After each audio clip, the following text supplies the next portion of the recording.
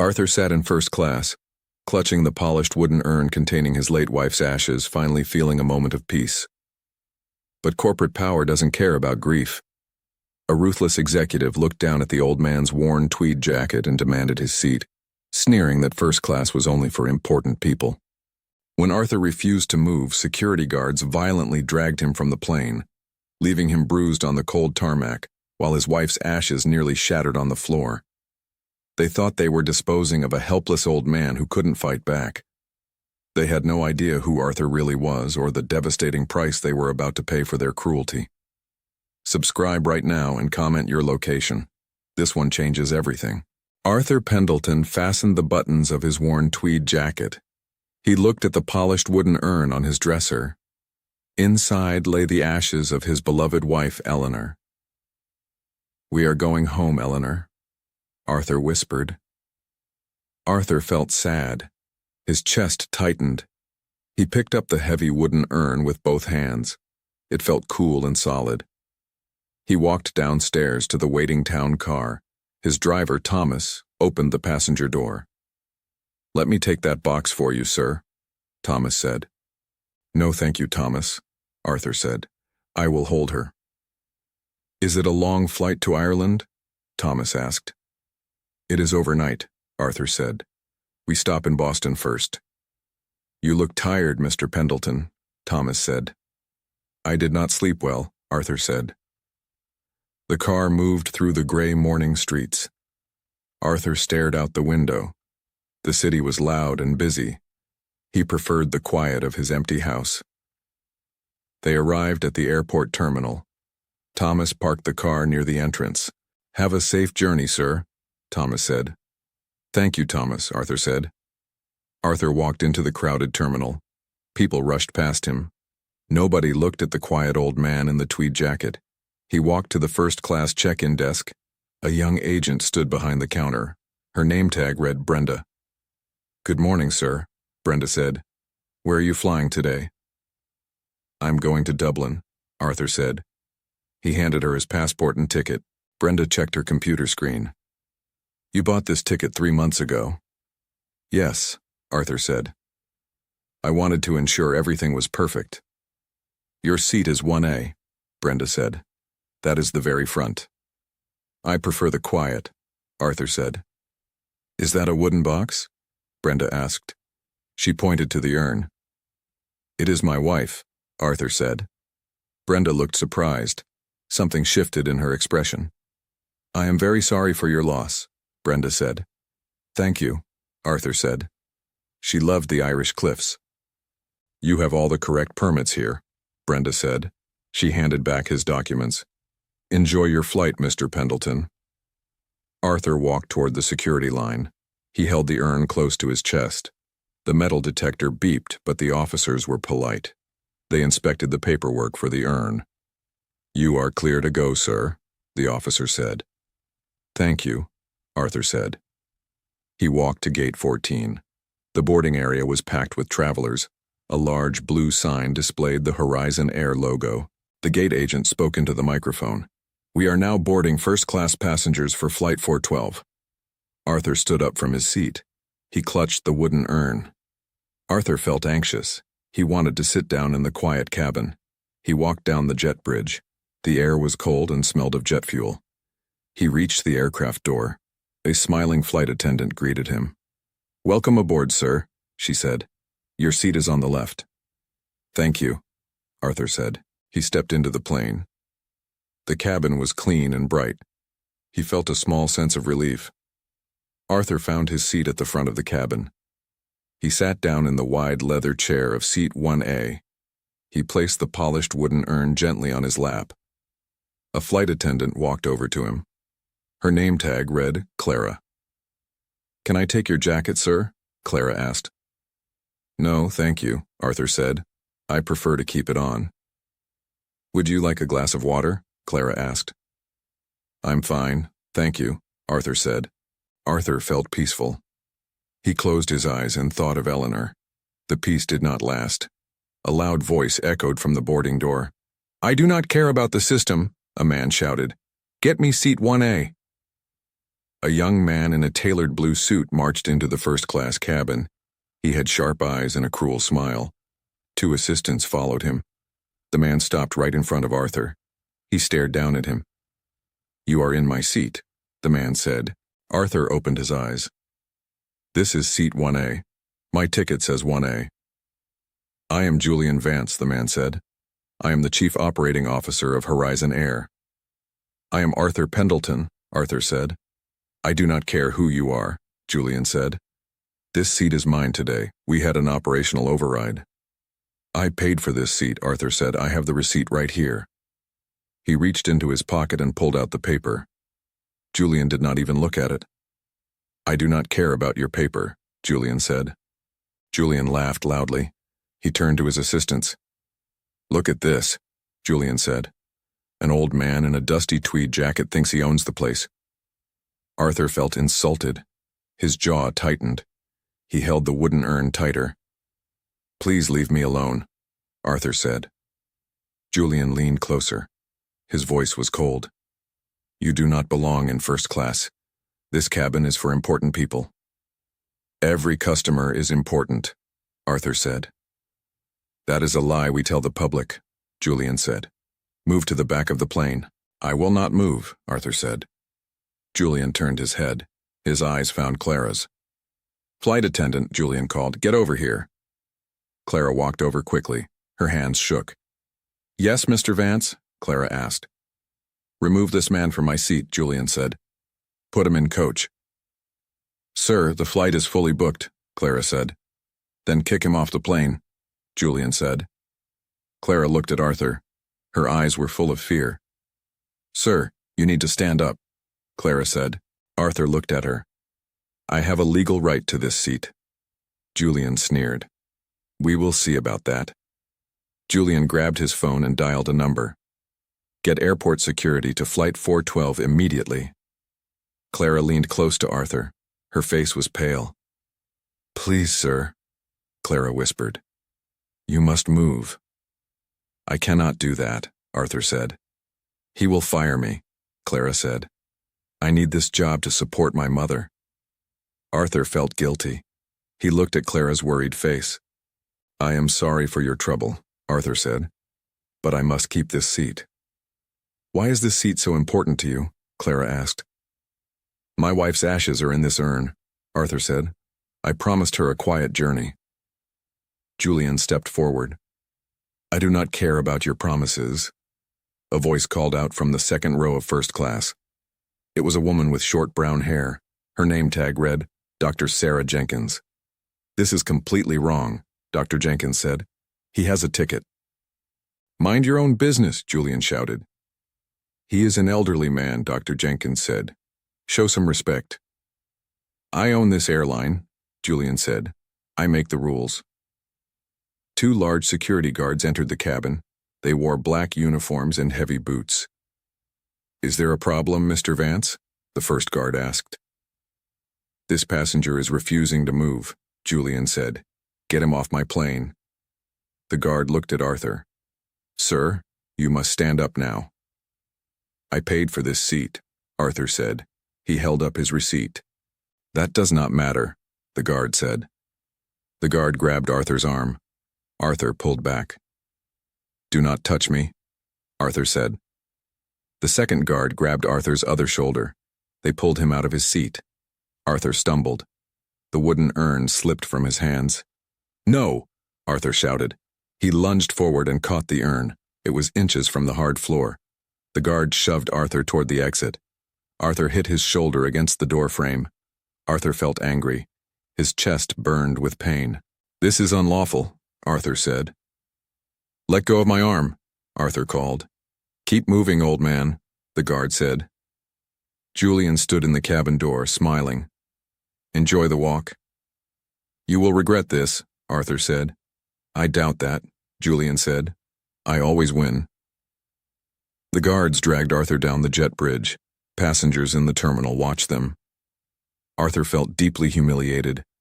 They pushed him through the exit doors. The cold night air hit his face. "Do not come back," the guard said. The heavy metal doors slammed shut. The lock clicked. Arthur stood alone on the dark tarmac. The wind blew his thin gray hair. He looked down at the scuffed wooden urn. He was entirely alone. Arthur sat on a cold plastic chair in the terminal. He stared at the scuffed wood of the urn. A small scratch marred the polished surface. Arthur felt furious. His hands shook with rage. "They will not treat people this way," Arthur whispered. He realized his silence was a mistake. If he did not fight, other passengers would suffer. He had the power to stop this. He pulled his phone from his pocket. He dialed a number he knew by heart. "Robert speaking," a voice said on the line. "Robert, it is Arthur," Arthur said. "Arthur?" Robert asked. "You should be over the ocean by now." "I am still at the airport," Arthur said. "What happened?" Robert asked. "They dragged me off the plane," Arthur said. "Who dragged you?" Robert asked. "The airline executive," Arthur said. "His name is Julian Vance. He wanted my seat." The silence hung on the line. Robert was a quiet man, but Arthur could hear his breath. "That is unacceptable," Robert said. "What do you want to do?" "We have been buying shares of Horizon's parent company," Arthur said. "Yes," Robert said. "We currently own 40% of the stock. It is a quiet investment." "I want to buy the rest," Arthur said. "I want the whole airline. A hostile takeover will cost millions," Robert said. "I do not care about the money," Arthur said. "I want control before they land." "That is a very tight timeline," Robert said. "They are heavily in debt," Robert said. "Their parent company is weak." "Then they are vulnerable," Arthur said. "Yes," Robert said. "We can buy their bank loans tonight." "Do that first," Arthur said. "That gives us leverage." "I will contact our brokers in New York," Robert said. "Keep it quiet until the morning," Arthur said. "I understand," Robert said. "Can you do it?" Arthur asked. "It is possible," Robert said. "We must buy the outstanding debt first. Then we launch a cash buyout." "Do it," Arthur said. "Offer 50% above market value." "The board will panic," Robert said. "Let them panic," Arthur said. Arthur felt determined. His chest tightened. "I will prepare the papers," Robert said. "Our team will work through the night." "Call me when we have the majority," Arthur said. "I will call you at dawn," Robert said. Arthur hung up the phone.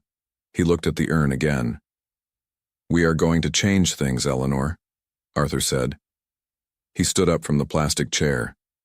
He checked into the airport hotel. He placed the urn on the bedside table. He did not sleep. He watched the clock on the wall. The minutes passed slowly. The sun rose over the airport hotel. Arthur's phone rang at exactly 6 o'clock. "We have the debt, Arthur," Robert said. "The cash buyout is officially active." Arthur felt pleased. "How is the market reacting?" "The stock is soaring," Robert said, "but we are buying every share." "The board is trying to block us," Robert said, "but we are too fast." "Do they know who we are?" Arthur asked. "No," Robert said. "We are using 3 different shell companies." "Keep it that way," Arthur said. "We will own 51% by this afternoon," Robert said. High above the Atlantic Ocean, Flight 412 cruised through the clouds. Julian Vance sat in seat 1A. He held the satellite phone to his ear. "I cleared the cabin, Dad," Julian said. "Some old man tried to keep my seat." "Did he cause a scene?" Marcus Vance asked. His voice was raspy on the line. "He tried to," Julian said, "but I had security drag him out." "Good," Marcus said. "We cannot let passengers think they have power." "Exactly," Julian said. He was wearing a cheap tweed jacket. Julian laughed and hung up the phone. In the rear galley of the plane, Clara leaned against the metal beverage cart. She was weeping. Her shoulders shook. The galley curtain slid open. Dr. Sarah Jenkins stepped inside. "Are you all right?" Sarah asked. "I am not," Clara said. Clara felt guilty. "You were forced to do it," Sarah said. "I should have stood up to him," Clara said. "That poor man was holding his wife's ashes." Julian Vance is a monster, Sarah said. I will lose my job anyway, Clara said. He will find a reason to fire me. Do not lose hope, Sarah said. Clara wiped her eyes. There is nothing I can do. If we post this online, they will sue us, Clara said. Let them try, Sarah said. I am a doctor. I am not afraid of them. But my mother needs her medicine, Clara said. I cannot lose my income. We will find a way, Sarah said. Sarah reached into her pocket. She pulled out her smartphone. You are wrong, Sarah said. There is something we can do. What is that? Clara asked. I recorded the entire eviction, Sarah said. Clara's breath caught. She stared at the small screen. Is it clear? Clara asked. It is very clear, Sarah said. I have Julian's face and his words. This could destroy his career, Clara said. We need to show this to the board, Clara said. We will, Sarah said. We will show the world. The plane shook slightly as it hit turbulence. Clara held the metal counter. We are going down a dangerous path, Clara said. It is the right path, Sarah said. On Flight 412, Clara and Dr. Jenkins sat in the rear galley. They spoke in whispered tones. I have records of other incidents, Clara said. They cover up safety issues constantly. We will add them to the video file, Sarah said. This is a strong whistleblower case. I have emails from Julian, Clara said. He told us to ignore safety violations. That is illegal, Sarah said. Yes, Clara said. I kept copies of everything. We will use them, Sarah said. They cannot silence us both. At the private terminal, Arthur boarded a sleek charter jet. He placed Eleanor's urn on the leather seat beside him. The engines roared to life. Arthur felt tired but focused. He opened his laptop. The screen showed the plummeting stock of Horizon Air. The cabin phone rang. It was Robert.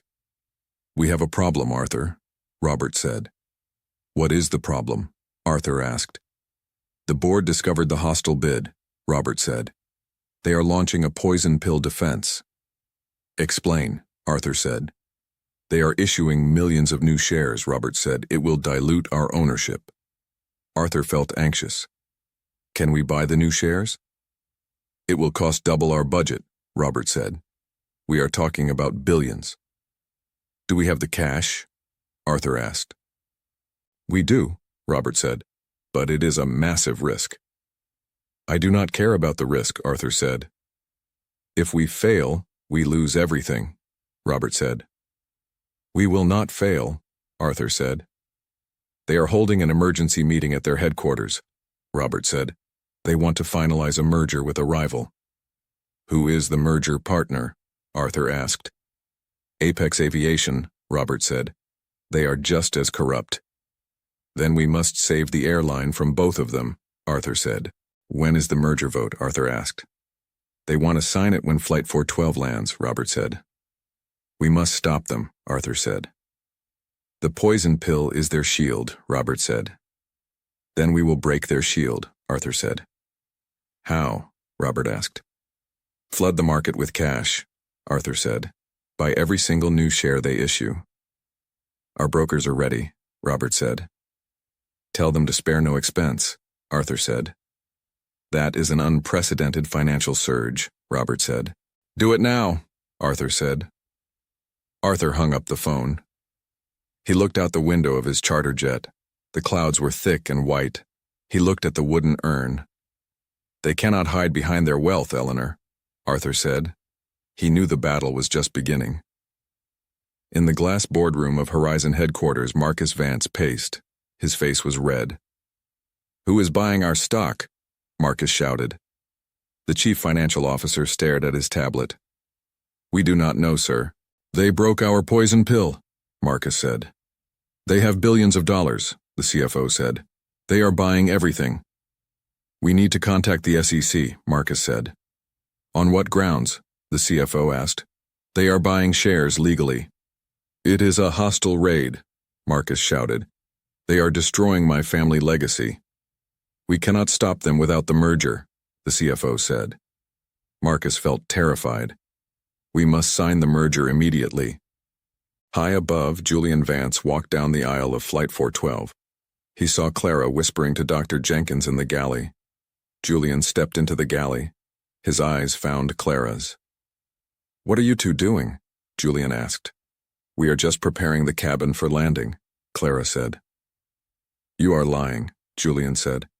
"You have been talking to this passenger." "She is a doctor, Mr. Vance," Clara said. "She was asking for water." Julian pointed his finger at Clara. "I know you are trying to make trouble. I am doing my job," Clara said. "You are finished," Julian said. "I will blackball you from the aviation industry." Clara felt terrified. Her knees shook. She thought of her sick mother. "I did nothing wrong," Clara said. "You helped that old man," Julian said. "You questioned my authority." "You will never work again," Julian said. "Your mother will lose her health care."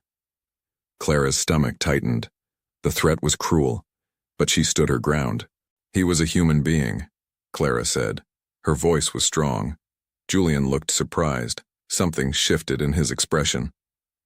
"How dare you speak to me that way?" Julian said. "You treated him poorly," Clara said. "He deserved dignity." "You are a flight attendant," Julian said. "You have no voice here." "I have a conscience," Clara said. "I will ruin you," Julian said. Dr. Jenkins stepped between them. "Leave her alone, Mr. Vance. You are both in trouble," Julian said. Julian pulled out his radio. "This is Julian Vance. Have airport security meet us at the gate." "Why?" Clara asked. "They will confiscate your personal devices," Julian said. "You are stealing corporate secrets." "That is a lie," Sarah said. "I do not care," Julian said. "I have the power here." He turned and walked back to first class. Clara looked at Sarah. "He is going to take the video," Clara said. "Let him try," Sarah said. "But we must be careful." The seatbelt sign chimed loudly. The plane began its steep descent. "We are running out of time," Clara said. Arthur sat in the back of a black luxury van. His charter jet had landed 20 minutes ago. Robert sat next to him, typing furiously on a laptop. The city skyline loomed ahead through the rainy window. "We did it, Arthur," Robert shouted. "We secured 51% of the shares." Arthur felt relieved. He looked at the wooden urn on his lap. "The airline is ours, Eleanor," Arthur whispered. "Wait," Robert said. His voice was suddenly tense. "What is wrong?" Arthur asked. "The Securities Commission just flagged the transaction," Robert said. "Why would they do that?" Arthur asked. "Marcus Vance filed an emergency petition," Robert said. "He is claiming hostile market manipulation." "Is it frozen?" Arthur asked. "Yes," Robert said. "The formal transfer of voting rights is frozen for 24 hours. Arthur's stomach tightened. "What does that mean for the merger?" "It means Marcus still has voting power today," Robert said. "If he signs the merger now, it is legal." "And our shares will be diluted," Arthur said. "Yes," Robert said. "We will lose control of the company." "How much time do we have?" Arthur asked. "Flight 412 just landed," Robert said. "Julian is on his way to headquarters." "The board is waiting for him," Arthur said. "They want to sign the papers in 30 minutes, Robert said. "We must get to the building," Arthur said. "We cannot stop the meeting if we do not have voting rights," Robert said. "We must find a way to lift the freeze," Arthur said.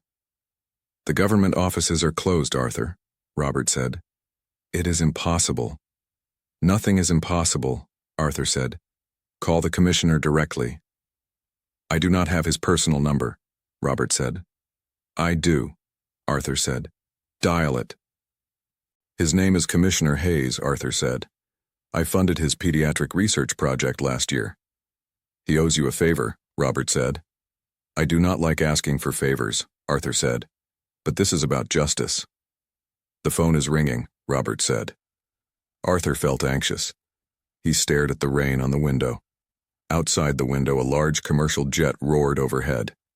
It was Flight 412. The wheels of the giant plane hit the tarmac with a loud screech. Julian Vance was on the ground. "The clock is ticking, Robert," Arthur said. "I am dialing now," Robert said. "It went to voicemail," Robert said. "Call again," Arthur said. He must answer. The van sped through the wet streets. The corporate tower of Horizon Air was visible in the distance. "We are 5 minutes away," the driver called. Arthur stared at the phone. Julian Vance stepped off the plane. The damp night air felt cold. He saw 2 security officers waiting near the gate. "Take her phone," Julian called. He pointed at Dr. Sarah Jenkins. "You have no right to my property," Sarah said. "This is corporate property," Julian said. "You filmed illegally on our aircraft." "I recorded a crime," Sarah said. Julian turned to Clara. Her face was pale. "You are suspended without pay, Clara," Julian said. "Your career in aviation is over." Clara felt terrified. Her hands shook. "I did my job," Clara said. "You helped a disruptive passenger," Julian said. "Our legal team will sue you both for defamation." "You cannot silence the truth," Sarah said. "I can, and I will," Julian said. He turned and walked toward the executive exit. Across the city, Arthur Pendleton sat in the back of the black van. The vehicle parked across the street from the Horizon Air headquarters. The glass tower glowed against the dark sky. "Did Hayes answer?" Arthur asked. "No," Robert said. "The regulatory freeze is still in place." Arthur felt defeated. His chest tightened. "They are going to sign the merger tonight," Robert said. "We are too late." "We are not too late," Arthur said. "Without the voting rights, we cannot stop them," Robert said. "Marcus Vance has the power." "We have the truth," Arthur said. "The board will not care about the truth," Robert said. "They only care about the stock price." Arthur looked down at the wooden urn on his lap. He traced the scuffed wood with his fingers. "Eleanor deserved better," Arthur said. "We can try again tomorrow," Robert said. "Tomorrow is too late," Arthur said. "The merger will be finalized." "What do you want to do?" Robert asked. "I am going inside," Arthur said. "They will have security," Robert said. "Let them," Arthur said. Arthur opened the car door. He stepped out into the cold rain. He held the wooden urn tightly under his arm. He looked up at the top floor of the tower. The lights in the executive boardroom were bright. He felt a deep sense of dread. He did not know if his wealth could save his promise to Eleanor, but he could not walk away. He walked toward the glass doors of the lobby. The security guard at the desk stood up. "Can I help you, sir?" "I am here for the board meeting," Arthur said. "The meeting is private," the guard said. "Tell them Arthur Pendleton is here," Arthur said. The guard checked his screen. "You are not on the list, sir." "Call Marcus Vance," Arthur said. "I cannot do that," the guard said. Arthur's breath caught. He was locked out. "Please," Arthur said. "It is urgent." "Leave the building, sir," the guard said. Arthur stood in the quiet lobby. The wet floor reflected the bright lights. He felt small. The elevator doors opened. A familiar face stepped out. It was Clara. Her eyes were red from crying. "Mr. Pendleton?" Clara said. "Hello, Clara," Arthur said. "What are you doing here?" Clara said. "I came to stop them," Arthur said. "They suspended me," Clara said. "They are going to sign the papers." "I need to get upstairs," Arthur said. Clara looked at the security guard. Then she looked at Arthur. "I have my badge," Clara said. "It still works until midnight." "Will you help me?" Arthur asked. Clara's expression shifted. "Yes," she said. She swiped her card at the glass turnstile. The gate clicked open. "Go," Clara whispered. Arthur ran to the elevator. The doors closed. The sun rose over the city. Marcus Vance stood by the window of the boardroom. He held a glass of water. "The lawyers are ready," Marcus said. "Excellent," Julian said. He adjusted his silk tie. "Today we secure our legacy." Did you handle that flight attendant? Marcus asked. She is suspended, Julian said. She will not speak. And the old man? Marcus asked. He is nothing, Julian said. He is probably crying in some cheap hotel. The board members sat around the long mahogany table. The merger documents lay in the center. Let us begin, Marcus said. He picked up his pen. The heavy oak doors of the boardroom swung open. Arthur Pendleton walked in. He wore his worn tweed jacket. He carried the polished wooden urn. Julian laughed. How did you get in here, old man? I walked, Arthur said. Security, Julian called. Get this trash out of my boardroom. 2 security guards stepped forward. Do not touch him, a voice called from the doorway. Robert walked in. He held a leather briefcase. What is the meaning of this? Marcus said. The regulatory freeze was lifted at dawn, Robert said. Marcus frowned. That is impossible. It is very possible, Robert said. Commissioner Hayes signed the release. We still have the majority, Marcus said. We are signing the merger. You do not have the majority, Robert said. He opened his briefcase. He pulled out a stack of papers. What are those? Julian said. His voice was sharp. These are the registration documents, Robert said. Pendleton Holdings owns 51% of Horizon Air. The silence stretched. Marcus dropped his pen. That cannot be, Marcus said. We issued the poison pill. We bought every share, Arthur said. You are no longer in control. Julian's face turned pale. This is a lie. It is the law, Robert said. Mr. Pendleton is the majority owner. The corporate secretary checked her tablet. Her hands shook. It is true, Mr. Vance, the secretary said. The system shows the transfer. Julian stared at Arthur.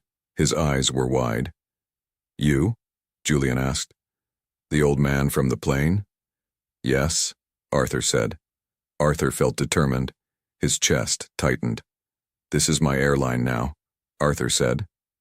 You cannot do this, Marcus said. We built this company. You built a culture of cruelty, Arthur said. We built profits, Marcus said. Dignity is more important than profits, Arthur said. Arthur walked to the head of the table. He stood behind the large leather chair. Julian stepped in his way. Get out of my father's chair. It is my chair now, Arthur said. Julian looked at the board members.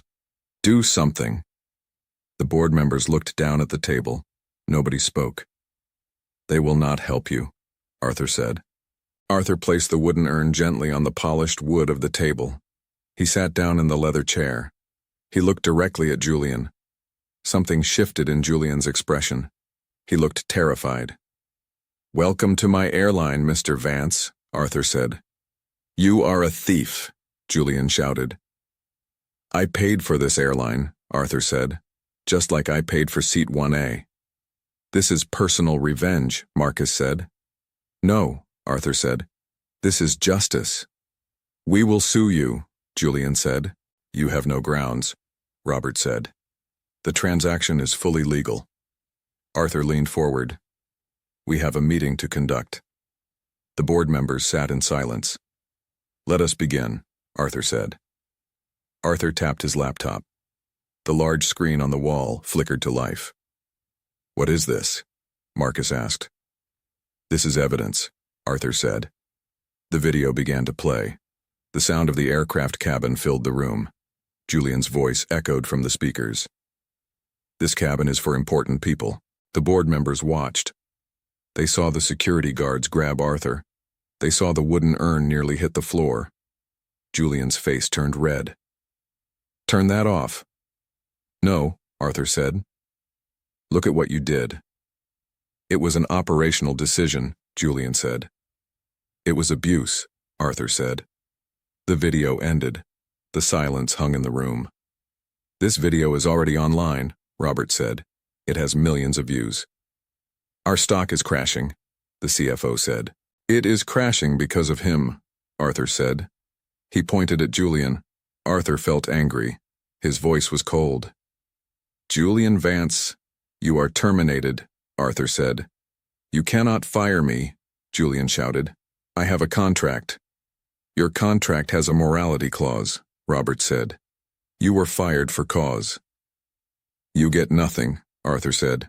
"No golden parachute." Julian shook with rage. "This is not fair." "You did not care about fairness on Flight 412, Arthur said. Arthur turned to Marcus. "And you are retired immediately, unpaid." Marcus stared at Arthur. His eyes were blank. "You are destroying my family," Marcus said. "You destroyed yourselves," Arthur said. Arthur looked toward the door. "Bring her in." The door opened. Clara walked into the boardroom. She looked nervous. "Mr. Pendleton?" Clara asked. "Come in, Clara," Arthur said. "Why is she here?" Julian asked. "Clara is your new director of passenger advocacy," Arthur said. Clara's breath caught. "Me?" "Yes," Arthur said. "You will rewrite our customer service charter." "I will do my best, sir," Clara said. "I know you will," Arthur said. Arthur looked at the board members. "We are changing the rules today." "What changes?" the CFO asked. "Overbooking is banned," Arthur said. "Every passenger keeps their seat." "That will hurt our margins," a board member said. "Dignity is our new margin," Arthur said. "We are also raising employee wages," Arthur said. "Clara will oversee the budget." Clara smiled. Her eyes found Arthur's. "Thank you, Mr. Pendleton," Clara said. "We are also partnering with Dr. Sarah Jenkins," Arthur said. "A portion of all first-class sales will fund her pediatric foundation." "That is highly generous," Robert said. "It is necessary," Arthur said. He looked at Julian and Marcus. "You may leave now." Julian glared at Arthur. "You will regret this." "I do not think so," Arthur said. The security guards escorted Julian and Marcus out of the room. Arthur felt a sense of relief. He looked at the wooden urn. "We did it, Eleanor," Arthur whispered. The board members began to clap. "What about the public relations damage?" the CFO asked. "We will release a public apology," Arthur said. "I will sign it myself." "The public will appreciate the honesty," Robert said. "We will also offer a free flight to every passenger who was on Flight 412, Arthur said. "That is a wonderful gesture, sir," Clara said. "They deserve it," Arthur said. He looked at the board. "Are there any objections?" No one spoke. "Good," Arthur said. "The motion carries." Only one final task remained. 3 weeks later, Arthur walked through the airport terminal. The blue signs of Horizon Air looked different now. The employees smiled at the customers. Arthur felt peaceful. He wore his simple tweed jacket. He reached the private gate. Clara was waiting for him. She wore her new director uniform. "Good morning, Mr. Pendleton," Clara said. "Good morning, Clara," Arthur said. "How is the new charter?" "It is working beautifully," Clara said. "The staff is happy." "And the passengers?" Arthur asked. "They feel respected," Clara said. "We have no complaints." "That is excellent news," Arthur said. "Your plane is ready, sir," Clara said. "I am flying with you to Ireland." "Thank you, Clara," Arthur said. "I appreciate your company." They boarded the sleek Horizon Air jet. The cabin was quiet and clean. Arthur sat in seat 1A. He placed the wooden urn on his lap. "Would you like some tea, Mr. Pendleton?" Clara asked. "Yes, please," Arthur said. "Dr. Jenkins called today," Clara said. "She wanted to thank you." "For the foundation?" Arthur asked. "Yes," Clara said. "The first donation was completed yesterday." "She earned it," Arthur said. "She was very brave." "We were all brave because of you," Clara said. "You found your own courage, Clara," Arthur said. "I was afraid," Clara said. "Fear is natural," Arthur said. "But you did the right thing." "My mother is doing much better," Clara said. "Her medical bills are paid." "I am very glad to hear that," Arthur said. The plane took off into the blue sky. Arthur looked out the window. He felt no anxiety. "We are almost there, Eleanor," Arthur whispered. The flight was smooth. Hours later, the plane landed in Dublin. A car was waiting for Arthur. He drove to the western coast of Ireland. The green cliffs rose high above the blue Atlantic Ocean. The wind was strong and cold. It smelled of salt. Arthur walked to the edge of the cliff. He held the wooden urn. He unscrewed the lid. "You are home, Eleanor," Arthur said. He felt a deep sadness, but also a great peace. "I kept my promise," Arthur whispered. He poured the ashes into the wind. They drifted over the water. They shone in the sunlight. "The sky is safe now," Arthur said. He looked at the empty urn. "You changed the world, my love," Arthur said. "Are you ready to go, sir?" Clara asked from the path. Arthur turned around. He smiled at her. "Yes, Clara," Arthur said. "I am ready." "It is a beautiful day," Clara said. "It is a perfect day," Arthur said. He walked back to the car. He felt light. He looked back at the ocean one last time. The water was blue and endless. He knew he had done the right thing. His voice was steady. "We did it." "You did a great thing, sir," Clara said. "We did it together," Arthur said. "Where to now, Mr. Pendleton?" Clara asked. "Home," Arthur said. "The journey is complete," Clara said. "Yes," Arthur said. Justice had finally prevailed.